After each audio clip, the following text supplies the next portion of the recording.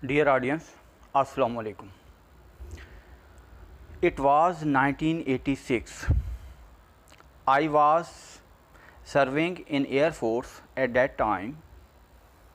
Morning duty से वापसी पे लंच से फ़ारग होने के बाद टीवी ऑन किया तो पीटीवी पे एक प्रोग्राम का अभी आगाज़ हुआ ही था। उस वक्त पाकिस्तान में सिर्फ़ एक ही चैनल हुआ करता था और वो था पीटीवी यानी पाकिस्तान टेलीविज़न। मुझे प्रोग्राम की फ़ीमेल एंकर और गेस्ट जो कि मौलाना साहब थे के नाम तो याद नहीं, मगर प्रोग्राम में जो सवालात और जवाबात हुए वो आज तक याद हैं। एंकर पर्सन का पहला सवाल था, हमारे मुआशरे में तशद्दुद का अंसर क्यों बढ़ता जा रहा है और हमारे मुआशरे से ख़वातीन का एहतराम क्यों उठता जा रहा है। तो जवाब में मौलाना साहब ने कुरान पाक से एक आयत तलावत फरमाई, फिर उसका तर्जुमा भी पेश किया। मगर मैं उस वक्त बिल्कुल नौ आमोज़ था, यानी उम्र के इब्तदाई दौर में था, जिसकी वजह से वो कुरानी आयत और उसका तर्जुमा याद नहीं रख सका। मगर उसके बाद मौलाना साहब ने जो गुफ्तगू फरमाई वो आज भी जहन में तरोताज़ा है। तो आप भी सुनिए। ये तमाम तर गुफ्तगू पूछे गए सवालात के तनाज़र में थी। मौलाना साहब ने उसके जवाब में फ़रमाया, नुत्फ़े हलाल नुत्फ़े हराम, लुक़्मा हलाल लुक़्मा हराम। उन्होंने नुत्फ़े हलाल और लुक़्मा हलाल के फ़वाइद और नुत्फ़े हराम और लुक़्मा हराम के नुकसानात पे तफ़सील से रोशनी डाली। उन्होंने कुरान के हवाले से साबित किया कि अगर बच्चे की पैदाइश नुत्फ़े हराम से हुई हो और परवरिश भी लुक़्मा हराम से हुई हो तो वो बच्चा बड़ा होकर कभी मुआशरे के लिए फ़लाह का बायस नहीं बनेगा। एक वजह। फिर फरमाते हैं, वो बच्चा जिसकी पैदाइश नुत्फ़े हराम से हुई हो मगर परवरिश लुक़्मा हलाल से हुई हो वो भी बड़ा होकर मुआशरे के लिए फ़लाह का बायस नहीं बन सकता, कि बुनियाद ही गलत है। दूसरी वजह। फिर फरमाते हैं, वो बच्चा जिसकी पैदाइश नुत्फ़े हलाल से हुई मगर उसकी परवरिश लुक़्मा हराम से हुई वो भी बड़ा होकर मुआशरे के लिए कभी फ़लाह का बायस नहीं हो सकता, कि लुक़्मा हराम कभी फ़लाह का बायस हो ही नहीं सकता। तीसरी वजह है तो मौलाना साहब ने मुख्तसर सी गुफ्तगू में इंसानी ज़िंदगी का फ़लसफ़ा पेश कर दिया है, दरिया को कूज़े में बंद कर दिया है और तमाम तर ख़राबियों की वजह हमें बतला दी है। सूरज का काम है रोशनी बखेरना। अब कौन कौन उसकी रोशनी से मुस्तफ़ीद होता है ये उसका ज़ुम्मा नहीं। इस तरह कुरान और हज़रत मोहम्मद सल्लल्लाहु अलैहि वसल्लम अल्लाह की तरफ से दो नूर उतारे गए हैं पूरी इंसानियत के लिए, पूरी बशरियत के लिए। कौन कौन उनके नूर से इस्तिफ़ादा करता है, रोशनी हासिल करता है, ये हम पर मुनहज़र है, उन पर नहीं।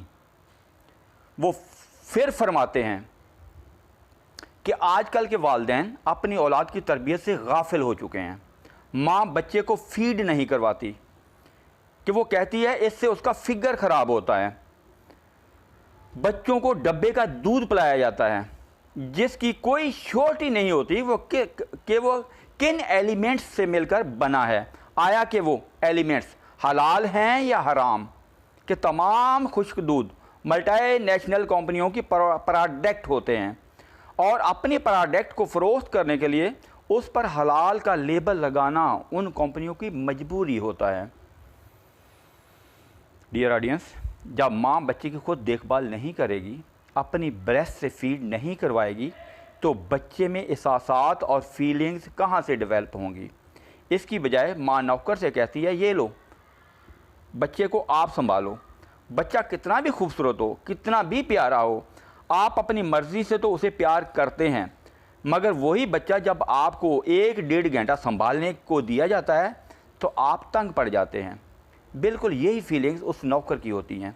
वो तंग आकर बच्चे को थप्पड़ मार देता है, बच्चे को चूंटी काट लेता है, बच्चे को बुरा भला कहता है। हम जिसे बच्चा समझ रहे होते हैं या वो नौकर जिसे बच्चा समझ रहा होता है, उसके पिक करने की सलाहियत बहुत फास्ट होती है। बच्चा उस वक्त बेचारा बेबस होता है, वो कुछ कर नहीं सकता, मगर उसके अंदर इंतकाम की चिंगारी उसके साथ परवान चढ़ने लगती है, उसकी फीलिंग्स उसके साथ साथ परवान चढ़ती हैं, इंतकाम का जज्बा उसके साथ साथ परवान चढ़ता है। और जब वो बच्चा जवान हो जाता है, परवान चढ़ जाता है, तो मुआशरे से इंतकाम लेने निकल खड़ा होता है। यही वजह है कि ना मारने वाले को पता कि वो किससे मार रहा है और क्यों मार रहा है, और ना मरने वाले को पता कि उसे क्यों मारा जा रहा है और उसे मारने वाला कौन है। 90s की दहाई से लेकर APS पिशावर वाक़या तक ये घिनौना खेल हमारे मुआशरे में खूब खुलकर खेला गया, जिसमें हज़ारों अफराद, रादर हज़ारों बेगुनाह अफराद जो है वो लुक़्मा अजल बने। डियर ऑडियंस, मियाँ और बीवी गाड़ी के दो पहिए होते हैं, मगर क्या दौर आ गया है।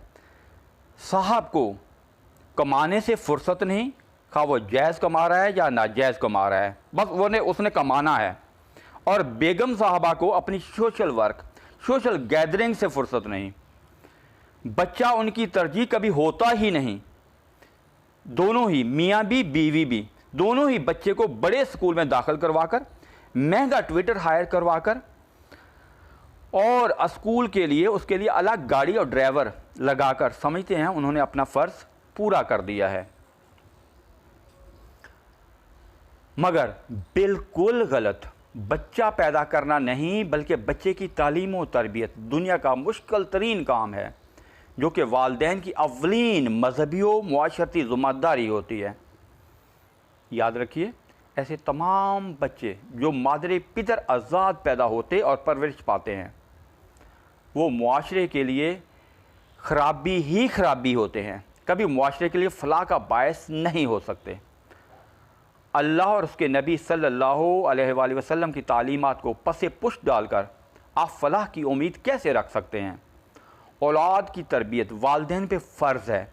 बच्चे को 2 साल तक दूध पिलाना माँ पे वाजिब है। औलाद की तरबियत रिज़्क़ हलाल से करना वालिदैन पे फ़र्ज़ है। जब वालिदैन अपने हकूक़ व फ़राइज़ ऐसे तरीके से पूरे नहीं करेंगे तो मुआशरे में तशद्दुद का अंसर बढ़ेगा नहीं तो कम होगा क्या। मुआशरे में संगीन जराइम बढ़ेंगे नहीं तो कम होंगे क्या। मुआशरे से ख़ातीन का एहतराम उठेगा नहीं तो बढ़ेगा क्या।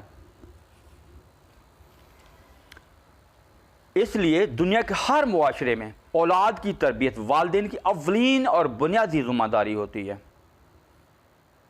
कि वो बच्चे की तरबियत में तमाम हकूक़ व फ़राइज़ का ख्याल रखें और इस बात को यकीनी बनाएं कि वो अपनी औलाद की परवरिश रिज़्क़ हलाल से कर रहे हैं।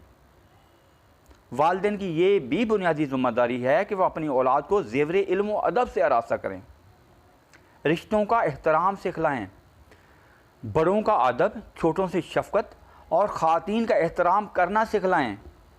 रोज़मर्रा ज़िंदगी में आम इंसान से किस तरह से अदब व अदाब, तहज़ीब व शाइस्तगी से मामला तय करना है, किसी के काम कैसे आना है, किसी ज़रूरतमंद, दुखी और मुसीबत ज़दा इंसान की मदद कैसे करनी है, ये वालिदैन ने औलाद को सिखलाना होता है। इसकी तरबियत वालिदैन ने औलाद को देनी होती है और उनके बाद ये ज़िम्मेदारी असातिज़ा पे आयद होती है कि असातिज़ा भी वालिदैन की जगह पे होते हैं। वो अपनी पौध नई नस्ल की आबियारी ऐसे करें कि वो बड़े होकर शजरे सायादार बने, सायादार दरख्त की तरह मुआशरे के लिए अमन, सकून और खुशहाली का बायस बने। लेकिन ये तो तब होगा ना जब हम में से हर शख्स बहसीत सिटीज़न अपनी बुनियादी ज़िम्मेदारियों से आगाह होगा और उन्हें कमाहकाहू एहसन तरीके से पूरी भी कर रहा होगा। लेकिन हमारा अलमिया ये है कि बहसीत मुआशरा हम बहुत बुरी तरह से फ़ेल हो चुके हैं कि हमारे मुआशरे में कोई शख्स अपना काम करना नहीं चाहता, जिसकी जो ज़िम्मेदारी है वो उसे निभाना नहीं चाहता, जिसकी वजह से मुआशरे में एक बहुत बड़ा खला पैदा हो चुका है और वो खला मुजरमाना जहनीत और अखलाक बाख्ता लोग फिल कर रहे हैं, जिसका सबसे बड़ा सबूत आपके मुआशरे का खलफशार है।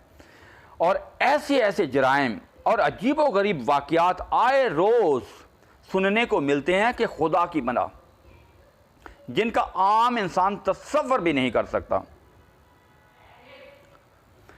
बहसियत कौम, बहसियत मुआशरा हमारे ऊपर बहुत बड़ा क्वेश्चन मार्क है।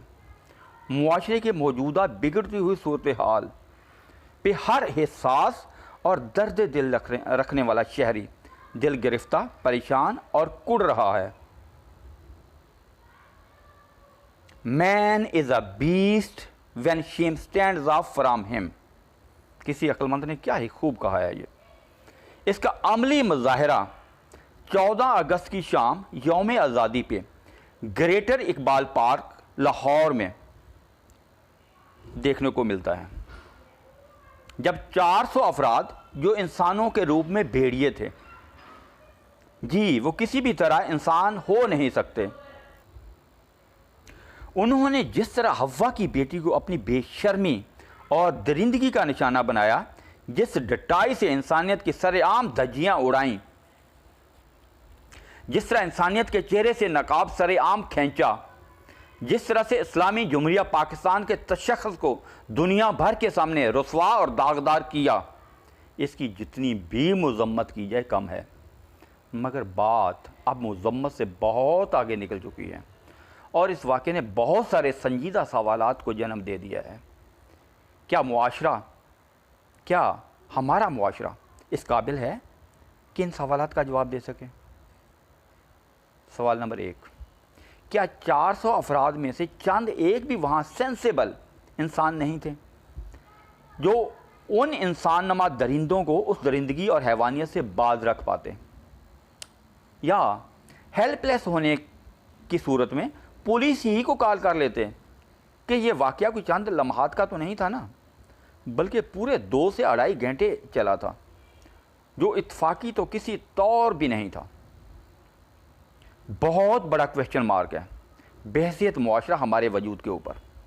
इस वाक़े ने हमें पूरी तरह से एक्सपोज करके रख दिया है, बेनकाब करके रख दिया है कि बहसियत कौम, बहसियत मुआशरा हम कहाँ खड़े हैं, हम कहाँ जा रहे हैं, पस्ती की किस दलदल और गहराई में गिरे हुए हैं। मगर अफसोस, सद अफसोस कि एहसास तक नहीं है।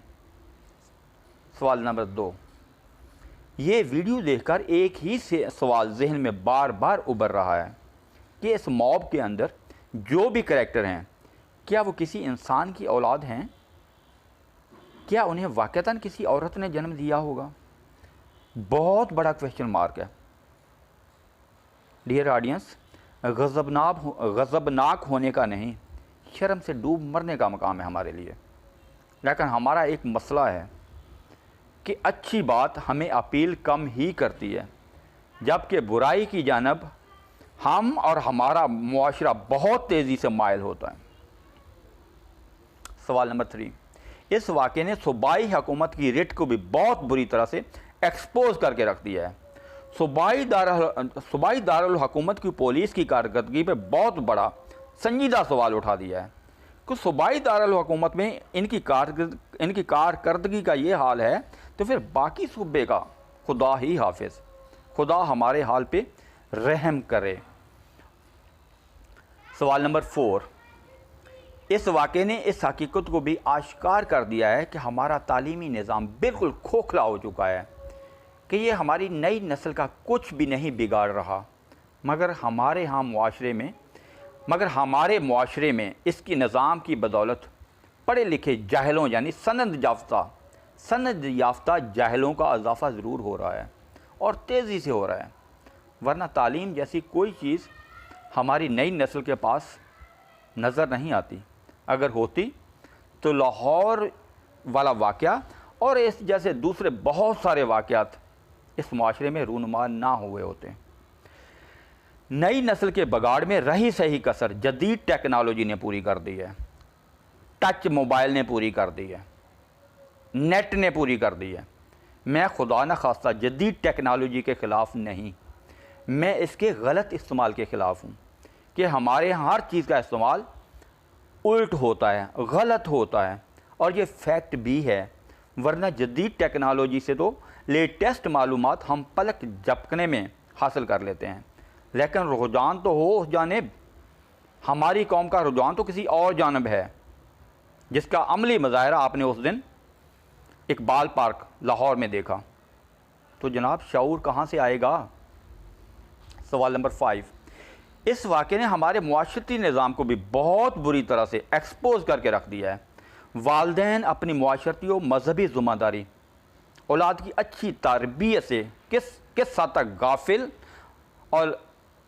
गाफिल और लापरवाह हो चुके हैं, इस वाक़े ने आया कर दिया है। डियर ऑडियंस, अगर तरबियत होती तो भी ये वाक़या कभी रूनुमा ना हुआ होता। यही वजह है, ये कोई अकलौता वाक़या नहीं, बल्कि इस तरह के वाक़यात का एक तसलसल है, और तसलसल के साथ हमारे माशरे में रूनुमा हो रहे हैं। मीडिया में चंद दिन वो वाक़या ज़ेर बास रहता है, हिसास लोग बेचारे चंद दिन हलकान होते हैं, कुड़ते हैं, अपना खून जलाते हैं, फिर उस वाक़े पर गर्द पड़ जाती है, तब तक कोई नया वाक़या रूनुमा हो चुका होता है, फिर उसके पीछे लग जाते हैं। अज़ीज़ाने कराम, उन वाक़यात को गिनवाने बैठ गया तो वक्त कम पड़ जाएगा। न्यूज़ चैनल बाकायदगी से देख लिया कीजिए, आपके पास भी मालूमात का एक ख़जाना होगा। Quaid-e-Azam said, our demand for Pakistan is not for a piece of land, instead we want to establish a laboratory where we could practice a system based on Islamic principles. Year था 1941, जगह थी इस्लामिया कॉलेज पेशावर के तलबा। कायद के खिताब से साफ जाहिर है कि पाकिस्तान बनाने के पीछे मकसद क्या था। मुझे ये बतलाइए, क्या आज़ादी हमने इसलिए हासिल की थी? क्या पाकिस्तान हमने इसलिए हासिल किया था? और उन लाखों कुर्बानियों का क्या हुआ जो हमारे आबाओ अजदाद की तरफ से पाकिस्तान बनाने में पेश की गई थी? क्या ये उन शुहदा को खराज अकीदत पेश करने का कोई नया तरीका है? और वो भी जगह और मुकाम तो देखो, मीनार पाकिस्तान जो हमारी कौमी अज़मत का निशान है, जिसका एक तारीख़ी पस मंज़र है, जो हमारी वहदत का निशान है, उसके सानहे तले ऐन यौम आज़ादी के मौका पर इन इंसान नमाज जानवरों ने अपनी हैवानियत का मुजाहरा करके पूरी दुनिया में पूरी कौम को रुसवा करके रख दिया है। इस्लाम के उजले चेहरे को रुसवा और दागदार करके रख दिया है कि ये हैं इस्लाम के नाम लेवा, ये हैं इस्लाम के अलमबरदार। अफसोस, सद अफसोस कि हमारे इस मुआशरे में और दौरे जहालत के अरब मुआशरे में जो बेटियों को ज़िंदा दरगोर कर दिया करता था, कोई फ़र्क है? क्या हमारा मुआशरा दौरे जहालत का मंजर पेश नहीं कर रहा? कभी हम बेटी की तालीम के ख़िलाफ़ हो जाते हैं, कभी हम उसकी नौकरी करने के ख़िलाफ़ हो जाते हैं, कभी उसे विरासत से महरूम कर देते हैं, कभी उसे पसंद की शादी करने पे कत्ल कर देते हैं, कभी हम इस बेचारी को महज अपनी शक की बींट चढ़ा देते हैं। नूर मुकद्दम कत्ल केस मुलाहजा कर लीजिए। मैं कहता हूँ, किस तरह के इंसान हैं हम? इंसान हैं भी या हैवान की सतह पे वापस जा चुके हैं हम? बल्कि हमने तो हैवानियत की भी तमाम तर हदूद को फलांग दिया है कि जिस तरह जानवरों को जगहों के तक़द्दुस का शाऊर नहीं होता, उन्हें नहीं पता होता कि उन्होंने कहाँ पे गोबर करना है और कहाँ पे नहीं, बिल्कुल यही हाल हमारा भी हो चुका है। कभी हम ओहदे और इक़्तिदार की हवस में अंधे होकर कायद-ए-आज़म की कब्र पर चढ़कर नारा ज़न हो जाते हैं और फिर उसकी जस्टिफिकेशन देते हुए नजर आते हैं, और कभी सेल्फियों के शौक़ में मीनार पाकिस्तान जैसी तारीखी जगह के तक़द्दुस को पामाल कर डालते हैं, रौंद डालते हैं, और अपने अंदर की खबासत को, अपने अंदर के वहशीपन को आश्कार करते हुए ज़रा शर्म महसूस नहीं करते। फिर कहते हैं इंसान हैं हम। कहने से क्या होता है? इंसान है तो इंसानियत नज़र भी आनी चाहिए। हमारे तौर अतवार से तो कहीं से ज़ाहिर नहीं होता कि इंसानियत नाम की कोई भी चीज़ हम में पाई जाती है, कि हर रोज़ न्यूज़ में इंसानी हवस और दरिंदगी के अजीब व गरीब वाक़यात रिपोर्ट होते हैं जो हमारी इंसानियत की कलाई खोलने के लिए काफ़ी होते हैं, जिनको देखकर सुनकर कहीं से लगता नहीं कि हम इंसानों के मुआशरे में ज़िंदा हैं। और मज़ीद सुनिए, लाहौर वाले वाक़े पे इस मुआशरे ने अजीब सी कंट्रोवर्सी क्रिएट कर दी है कि इल्ज़ाम लड़की पे लगाया जा रहा है, उस टिकटॉकर पे लगाया जा रहा है कि उसने प्लान तरीके से अपने फॉलोअर्स को वहाँ पे बुलवाया था ताकि वो अपने फॉलोअर्स में मज़ीद इजाफा कर सके। माशाअल्लाह, क्या सोच है इस मुआशरे की, रादर इस मुआशरे की अक्सरियत की, क्या दिवालियापन है इनकी जहनीत का। मैं कहता हूँ अगर प्लान था भी तो ये पहले से भी ज़्यादा संगीन जुर्म बन जाता है। मुझे ये बतलाइए, वो जो 400 अफराद थे, क्या वो रात ही को पैदा हुए थे? वो मुंह में चूसनी लेकर मीनार पाकिस्तान पे पहुंचे थे कि उन्हें किसी ने वर्गलाया और वो बहकावे में आ गए? उन्हें कुछ होश ना रहा कि वो क्या करने जा रहे हैं, क्योंकि उनके पास अपना कोई दिमाग तो था ही नहीं ना। वो बिल्कुल मासूम थे। टिक टाकर लड़की ने उन्हें बहका दिया। अगर इस हकीकत को मान भी लिया जाए बकौल इस मुआशरे की अक्सरियत के, तो मेरे अजीज़ा ने गरामी ये और ज़्यादा संगीन जुर्म बन जाता है। फिर तो वो किसी तौर पे भी रहम के काबिल नहीं हैं, उन्हें संगीन सज़ा मिलनी चाहिए। अगर इस मुआशरे के नौजवान वाक़तन इस पस्ती का शिकार हो चुके हैं कि कोई भी लड़की उन्हें अपने इशारों पे नचाकर रख सकती है, तो पढ़िए मेरे साथ मिलकर इस कौम के ऊपर इन्ना लिल्लाह व इन्ना इलैहि राजिऊन। क्यों? इसलिए कि फिर तो दुश्मन को इस कौम पर अपना असला ज़ाया करने की ज़रूरत नहीं, बल्कि चंद सौ खूबरू लड़कियां या टिकटॉकर्स बजवाकर इस कौम के नौजवानों को, जो बिलाशुबा किसी भी कौम का नौजवान किसी भी कौम का बिलाशुबा सरमाया होते हैं, इस कौम के नौजवानों को समुंदर में ले जाकर दफन कर दें। वो अल्लाह अल्लाह खैर सल्ला, ना रहेगा बांस, ना बजेगी बांसुरी, झगड़ा ख़त्म, खेल ख़त्म, पैसा हजम। Dear audience, there are two opinions on Lahore event. संजीदा तबका उसको दुरुस्त मान रहा है और मैं भी उसे दुरुस्त मान रहा हूँ, जबकि एक बहुत बड़ा तबका इस पर मुख्तलिफ राय रखता है। अगर दूसरे तबके की राय को दुरुस्त भी मान लिया जाए तो फिर भी इसकी कोई जस्टिफिकेशन बनती नहीं है। इन अफवाहों से, इन तबसरों से हमारे मुआशरे की जहनीत की अक्कासी होती है कि बहसीत मुआशरा इस कौम को किसी बहुत बड़े मुसलह रिफार्मर की ज़रूरत है, जो कम से कम कायद-ए-आज़म की सदा का लीडर हो, जो इन्हें एजुकेट करने का बेड़ा उठाए और इनके नफ्स का भी तज़किया करे, इनकी सोचों को भी पाकीज़ा करे, क्योंकि ये काम अब कोई लीडर ही कर सकता है। क्योंकि मोहम्मद मुस्तफ़ा सल्लल्लाहु अलैहि वसल्लम के बाद किसी और नबी के आने का तो सवाल ही पैदा नहीं होता, तो लिहाजा ये काम किसी लीडर को ही करना है। अब मैं एंड पे जो है दुआ करता हूँ, तो आप भी मेरे साथ दुआ कीजिए। ऐ मेरे परवरदिगार, कर दे इस कौम में पैदा कोई ऐसा लीडर जो इनका तज़किया करे, जो इनकी सोचों को पाकीज़ा करे, जो दूसरों की माँओं बहनों को अपनी माँओं बहनें तस्वर करे और जुर्म करने से पहले उसके कॉन्सिक्वेंसेस के ऊपर, उसके रिज़ल्ट के ऊपर नज़र रख ले कि इसका नतीजा क्या होगा। बेशक तू हर चीज़ पर कादर है। आमीन। अगर कंटेंट अच्छा लगा हो तो फिर कीजिए ना दिल खोल कर लाइक, सब्सक्राइब एंड शेयर, कि इस पर कुछ खर्च नहीं आता। Thank you very much. Have a nice day.